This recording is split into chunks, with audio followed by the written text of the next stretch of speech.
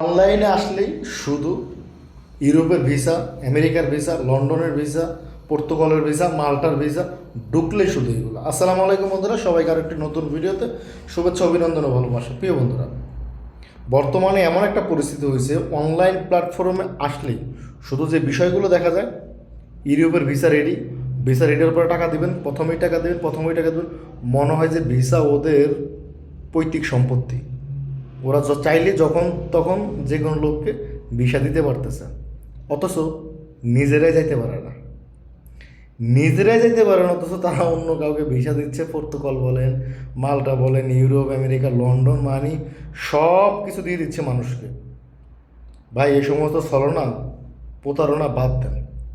এত যদি ফালাইতে পারেন, আগে নিজে যান, নিজে গিয়ে ওইখানে বসে বসে তারপরে বলেন যে এই যে আমি চলে আসছি, এইভাবে আসছি, এই প্রসেসিং, এই বৃত্তান্ত, এই আশয় বিষয়। খামাখা মানুষকে অযথা লোভ লালসা দেখিয়ে মানুষকে বিপদে ফেলবেন না। এতে কি হয় জানেন? নিজের দেশের বদনাম হয়, নিজের বদনাম হয়।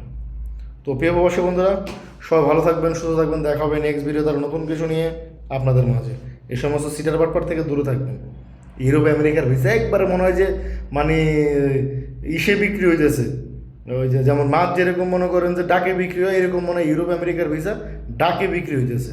বাবা রে বাবা, তাদের নিজস্ব দেশ।